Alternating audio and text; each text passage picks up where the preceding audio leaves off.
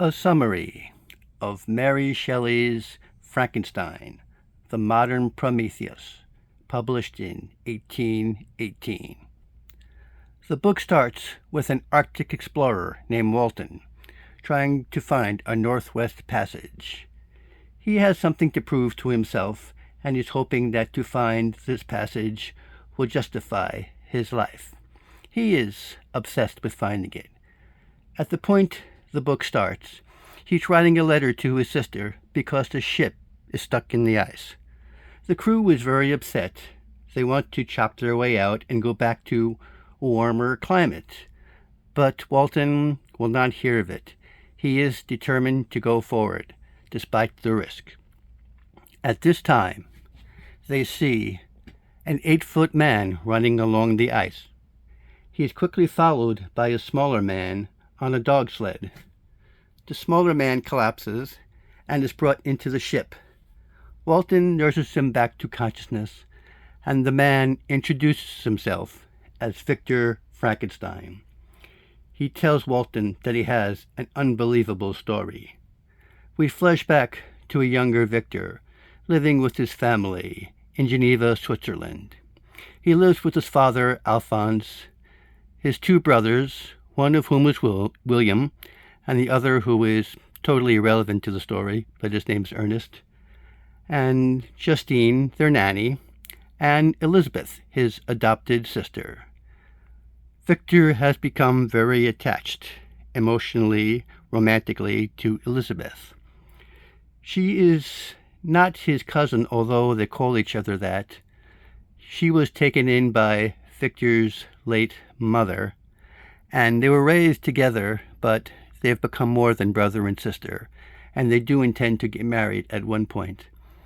Now, Victor has become obsessed with death since his mother died. Victor and his best friend, Henry Clerval, are going to go to the medical school and university in Ingolstadt. They ride off together, and Victor begins to excel at his classes and develops an idea that he can create life and bring back the dead. He rents a lab very near to the school, and he works alone for months, building a body out of cadavers he stole from the medical school. He uses galvanism, which is a medical application for electricity, and other unspecified methods to try to bring his creation to life. His first attempts fail, and Victor looks at his gigantic, deformed creation, and he says, well, maybe it's all for the best. After all, this creature is so big and powerful and horrible looking, he probably never would have been accepted into society to begin with, so maybe it's just as well this was a failure. Exhausted, Victor collapses into his cot and has nightmares about a monster attacking and killing Elizabeth. A noise awakens Victor, and he sees his monster, alive and conscious, standing at the foot of his bed, reaching out to him, gurgling some sort of strange, incomprehensible sound, as if trying to form words. Victor, waking from his sleep, is shocked and horrified. He jumps out of his bed and he runs out of the lab. He runs in a disoriented panic for a long time, probably for at least an hour, until he finds his friend Clerval. He rambles something about monsters, and he brings Clerval back to the lab. When they get there, there is no monster. Victor is shocked. He has been abusing his body for months, not eating enough, not sleeping enough, not taking care of himself. And with this new shock, he collapses from physical and mental exhaustion. For the next few months, he has a delirious fever, and Clerval takes care of him through the winter. When Victor is finally back on his feet, he wants to go back to the lab, but he's afraid of what he'll find. And Clerval convinces him that the monster was just a hallucination, although Victor remembers it very vividly.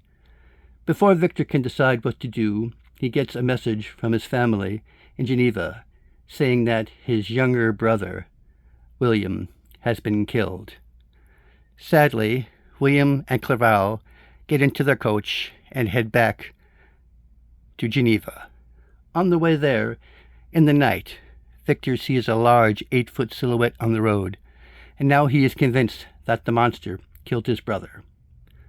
When he gets back to his home in Geneva, things tend to get even worse because he finds out that Justine, the loyal family nanny, has been accused of the murder.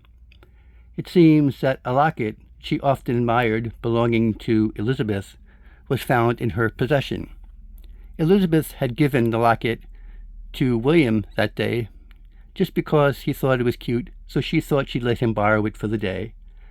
And then later on, when he was found strangled, there was no locket, but the locket was found on Justine's property in her personal possessions, so she was accused of the murder by the magistrate who wanted to quickly and conveniently solve this murder and get things back to normal. Victor knows that it was not Justine, but he has no way to prove it because he knows he'll be seen as a raving maniac if he talks about a monster that he created in his lab. He can't convince anyone that the monster framed Justine and killed William, so the girl is executed. Victor is very depressed, and he goes walking into the woods. And while he's out there, he decides to search for the monster. He searches the woods high and low and goes up into a mountain where he finally finds his 8-foot creation waiting for him there, watching him. The monster surprises him by speaking, and very eloquently. The monster explains what has happened in the duration. He explains how he fled Victor's lab after being abandoned by his creator, and how everyone he met shunned him and threw things at him.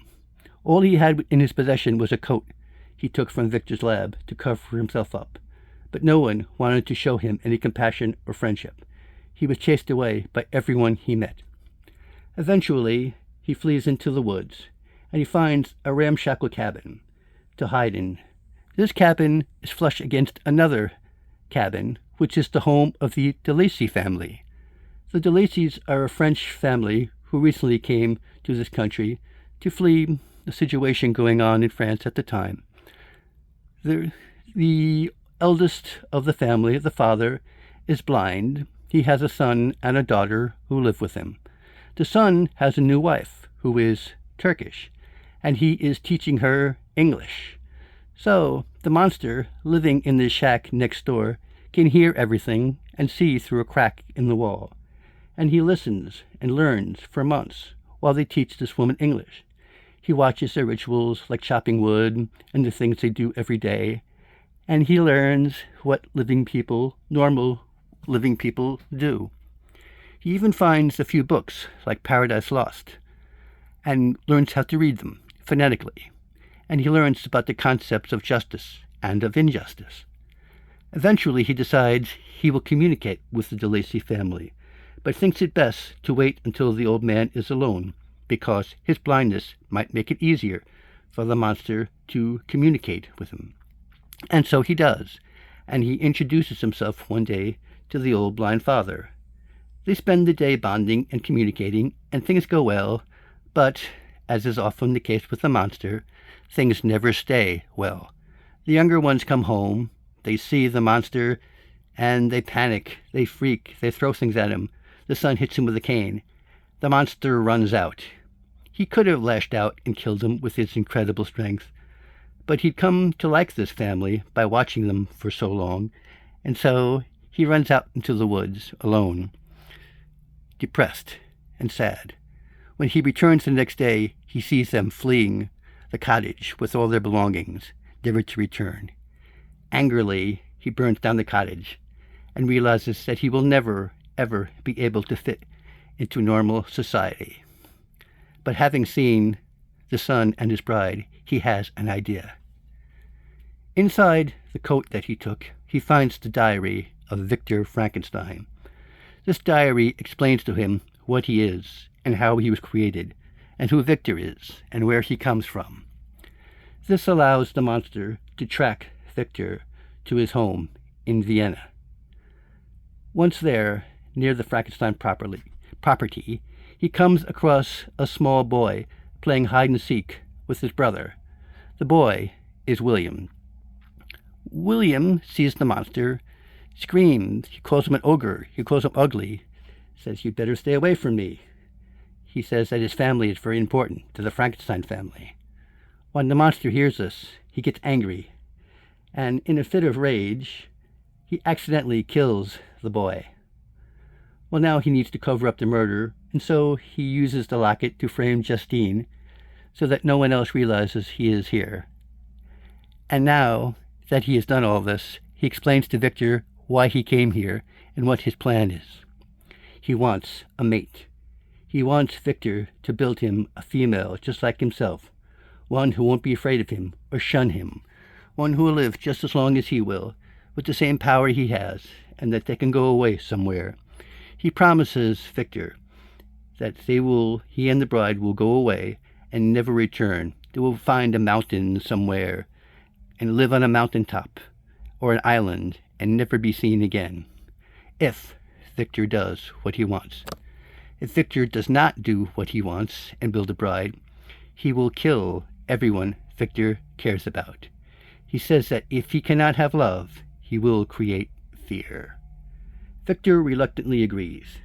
He tells his family he must go on a trip, and he rents a cabin in Scotland, where he begins his work anew, creating a female monster. He succeeds to create the monster, but at the point where he is about to bring her to life, he has second thoughts.